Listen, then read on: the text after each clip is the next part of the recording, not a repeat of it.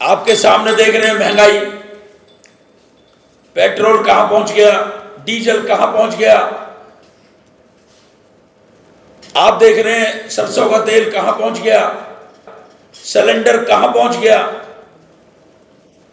लेकिन कर्मचारी की तनख्वाह नहीं बढ़ी, मजदूर की दिहाड़ी नहीं बढ़ी, किसान की फसल का रेट नहीं बढ़ा, व्यापारी की इनकम नहीं बढ़ी। तो आज पूरे हरियाणा प्रदेश के अंदर व्यापारी पूरी तरीके से दुखी और पीड़ित और परेशान है। 11 तारीख के इस शिविर के अंदर जो व्यापारी सम्मेलन है, इसके अंदर हमारे नेता व्यापारियों की समस्याओं को सुनेंगे और उनका समाधान करने का कार्य करेंगे।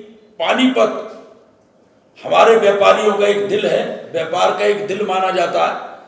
हरियाणा प्रदेश के अंदर सबसे ज्यादा व्यापारी पानीपत के अंदर ही हैं और हमारे सीनियर नेताओं ने यही फैसला लिया कि जो हरियाणा के व्यापार का दिल है पानीपत, वहीं पे व्यापारी सम्मेलन किया जाए। उद्योगपति और व्यापारी सभी आएंगे और सभी का है ये, व्यापारी भी होंगे, 11 तारीख को उद्योगपति भी होंगे और सभी मिलकर अपनी बात को रखने का काम करेंगे। आपने देखा उद्योगपतियों के लिए भी हरियाणा प्रदेश के अंदर एक भी बिजली का प्लांट 2014 से 24 तक नहीं लगा, लेकिन कांग्रेस सरकार में भूपेंद्र सिंह हुड्डा जी ने 3 प्लांट बिजली के लगाने का काम करा था हरियाणा प्रदेश में।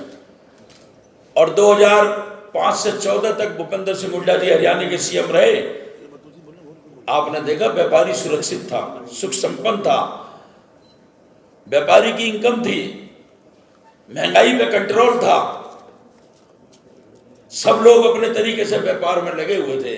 लेकिन आज व्यापारी जब सुबह अपनी फैक्ट्री पे जाता है या अपने व्यापारी संस्थान पे जाता है तो उसको यही वहम लगा रहता है कि अनजान आदमी जब कोई आता है तो ये कोई सेल टैक्स वाला तो नहीं है, कोई इनकम टैक्स वाला तो नहीं है, कोई जीएसटी वाला तो नहीं है, कोई विजिलेंस वाला तो नहीं है। इतना भयभीत है उद्योगपति भी और व्यापारी भी, काम नहीं कर पा रहा, सारे दिन चिंता के विषय में ही रहता है वो व्यक्ति। जो बीजेपी की खुला मंच होगा 11 अगस्त को, ये जो सम्मेलन है व्यापारी और उद्योगपतियों का सम्मेलन है, इस सम्मेलन के अंदर किसी पार्टी की कोई बात नहीं है।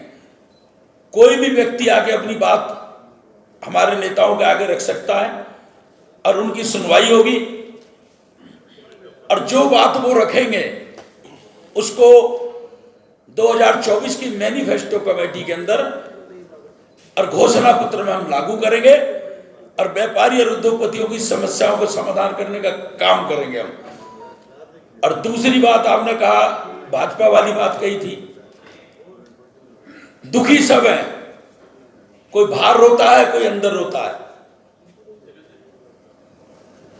जो किसी पार्टी से नहीं जुड़े हुए हैं वो तो खुलकर रो रहे हैं, जो किसी पार्टी से जुड़े हुए हैं, सरकार से जुड़े हुए हैं, जो उद्योगपति और व्यापारी, वो बंद कमरे में रो रहे हैं, वो भी रहे।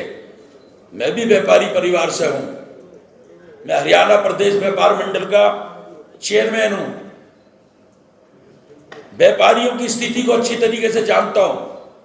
फरीदाबाद जिले के अंदर जितनी भी जीएसटी की रेट लगी है, जितना सरकारी शुल्क लिया गया उससे अलग हटकर सुविधा शुल्क लिया गया। जो इस प्रदेश के भ्रष्ट अधिकारियों द्वारा लाखों करोड़ों रुपए के रूप में इकट्ठी की गई है, प्रदेश के छोटे व्यापारी से लेकर बड़े उद्योगपति तक, ये अधिकारी वर्ग, ब्यूरोक्रेसी जिसको कहा जाता है हरियाणा प्रदेश में, ऑर्गेनाइज तरीके से अवैध वसूली का काम कर रही है। हरियाणा प्रदेश की सरकार बनने पर इन अधिकारियों की भी लगाम मुख्यमंत्री के माध्यम से, मुख्यमंत्री महोदय के माध्यम से खींची जाएगी और इन अधिकारियों से भी हिसाब लिया जाएगा। ये भी एक अवैध वसूली का बहुत बड़ा केंद्र बन चुके हैं।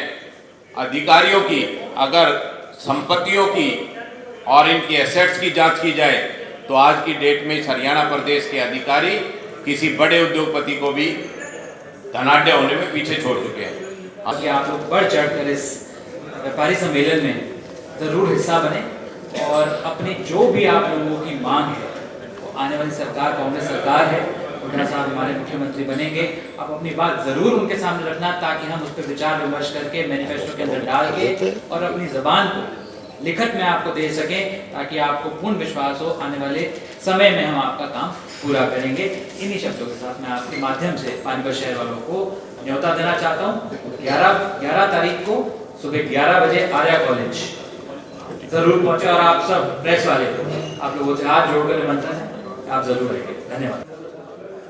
तो मेरा सबसे आज अहम सवाल जो मैं पूरे हरियाणा में प्रदेश में मैंने घूमा हूँ, सबसे बड़ी मांग जो उस मेमोरेंडम में रखेंगे, व्यापारी कल्याण बोर्ड को कैबिनेट स्तर का दर्जा दिया जाए। बहुत अच्छा। और उसको फाइनेंशियल पावर दी जाए, वित्तीय शक्तियां दी जाए, ताकि ये जो व्यापारी की समस्याएं हैं उसी बोर्ड के माध्यम से ही पूरी हो जाए, उनको बेचारों को प्रशासन के पास और इधर उधर ना भटकना पड़े। ये सारी जो प्रॉब्लम्स हैं उस कल्याण बोर्ड के माध्यम से उसकी जो कोऑर्डिनेशन कमेटीज हैं, जो समितियां हैं, वो गांव स्तर, शहरी स्तर पर, मंडियों स्तर पर उनकी कमेटियां का गठन किया जाए। ये मांग मुख्य तौर पे उस दिन हम इसको समायोजित करवाने का घोषणा पत्र में ये हमारा मुख्य एजेंडा उस दिन ये हमारा व्यापार सम्मेलन में होगा। उसके अलावा मेरे से पूर्व जो बताया है सिंगला जी ने, बड़ी अच्छी बात बताई है कि जीएसटी को लेकर और जो अनाप शनाप टैक्स, कोई दूध का, कोई फलाना, कोई ये वो, अटरम शटरम पटरम, हमारे माननीय प्रधानमंत्री श्री नरेंद्र मोदी जी ने सेंट्रल हॉल में लोकसभा के घंटा बजाकर ये कहा था कि 1 नेशन 1 टैक्स। आप लोग सभी उस बात के, आप भी टैक्स देते हो कहीं ना कहीं किसी रूप में, आपको भी पता है। क्या ये सवाल या जवाब ठीक है? क्या देश में एक 1 नेशन 1 टैक्स है? क्या तरह तरह के टैक्स हमारे ऊपर लादे गए हैं, ये बहुत बड़ा प्रश्न चिन्ह है।